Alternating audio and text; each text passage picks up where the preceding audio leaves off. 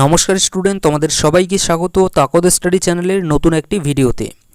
তো দেখো, তোমরা যারা আমাদের WBSCVT যে কমন অ্যাডমিশন পোর্টাল এবছর আমাদের আছে এই 2025-এর, তো এর মাধ্যমে তোমরা যারা যারা ভর্তি হওয়ার জন্য, সেটা হতে পারে আমাদের জেক্সপো বা ভোকলেটের মাধ্যমে আমাদের পলিটেকনিকে ভর্তি, বা সেটা হতে পারে আমাদের ITI-এ ভর্তি।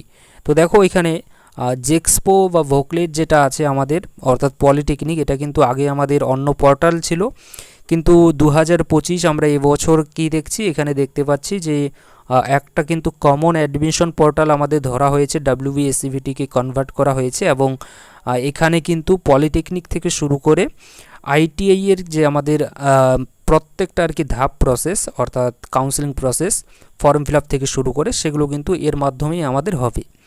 এখানে পলিটেকনিকের যেটা শোনা যাচ্ছে এবং যেটা দেখছি সে অনুযায়ী পলিটেকনিকের অনেকে বলছো যে র্যাঙ্ক কার্ড নাকি অনেক ছাত্রছাত্রীর এখানে বের হয়ে গিয়েছে, অনেকের 700-800 এরকম নাকি র্যাঙ্ক বেরিয়ে গেছে।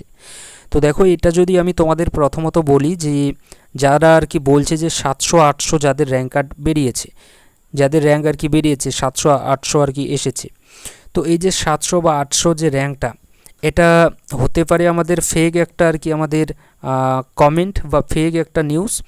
বাট এটা আরেকটা যেটা আর কি আমাদের হতে পারে, সেটা এটা যে আমাদের যে ফর্ম ফিল আপ যখন করেছি বা আমাদের যে প্রোফাইল আছে, বা এক কথায় যদি আমি তোমাদেরকে বলি তাহলে এটা বলবো যে আমাদের WBSCVT-র যে অফিসিয়াল ওয়েবসাইট আছে, সেখানে কোনো টেকনিক্যাল ইস্যুর কারণে কিন্তু এটা আমাদের হতে পারে যে অনেক ছাত্রছাত্রীর হয়তো এখানে আমাদের যে রেজাল্ট পাবলিশ করে দিয়েছিল। দেখো, রেজাল্ট অ্যাকচুয়ালি পাবলিশ কিন্তু করেনি, এটা হচ্ছে কি আমাদের টেকনিক্যাল এররের জন্য কিন্তু এটা আমাদের হতে পারে।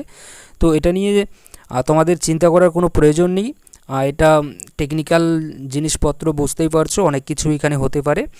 বাট এখনও পর্যন্ত কিন্তু আমাদের কোনো র্যাঙ্ক কার্ড কিন্তু আমাদের পাবলিশ করেনি, জেক্সপো ভোকলেটেরও কিন্তু এখানে করেনি। জেক্সপো ভোকলেটের কথাই বলছি। এখানে ITI-এর যদি আমি কথা বলি যে ITI-এর র্যাঙ্ক কার্ড কবে পাবলিশ করবে, তো দেখো এখানে ITI-এর র্যাঙ্ক কার্ড পাবলিশ করার পিছনে আমাদের OBC যে ছাত্রছাত্রীর যে ছাত্রছাত্রী বলবো না, এখানে OBC যে আপডেটের যে আর কি দিকটা, এটা কিন্তু নির্ভর করছে অনেকটা। কারণ কেননা এখন যদি আমরা দেখি তাহলে এখন কিন্তু আমরা দেখতে পাবো আমাদের OBC ছাত্রছাত্রীদের যে আর কি আপডেট, তাদের যে কমিউনিটি সার্টিফিকেট, এই আপডেটটাই কিন্তু এখনও আমাদের চলছে। তো এখানে দাঁড়িয়ে আমরা কিভাবে বলতে পারি যে আমাদের র্যাঙ্ক কার্ডটা চলে আসবে, ঠিক না?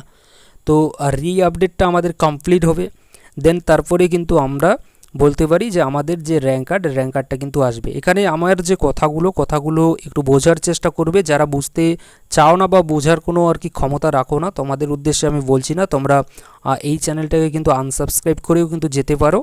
বাট এখানে যে কথাগুলো বলছি প্রত্যেকটাই দেখো এখানে টেন্টেটিভ। ফর্ম ফিল আপ হচ্ছে এমন একটা জিনিস, এখানে যত কিছু ঘটবে আমাদের সব কিছুই হতে পারে, মেবি এর মধ্যেই কিন্তু থেকে থাকে, কেননা অনেক কিছুই কিন্তু এখানে আমাদের চেঞ্জ হতে পারে। প্রত্যেক ফর্ম ফিল আপের ক্ষেত্রেই দেখবে এখানে টেন্টেটিভ কিন্তু লেখাটা উল্লেখ থাকে, কেননা যখন তখন এখানে কিন্তু অনেক কিছুই পরিবর্তন হতে পারে।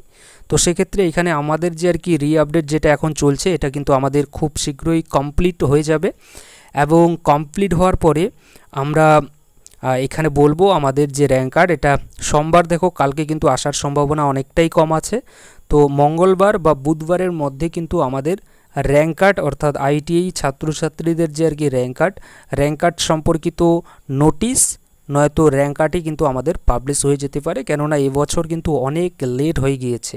তো সেক্ষেত্রে আমাদের নোটিশের সঙ্গে সঙ্গে আমাদের র্যাঙ্ক কার্ডও কিন্তু সেদিনই পাবলিশ করে দিয়ে দিতে পারি।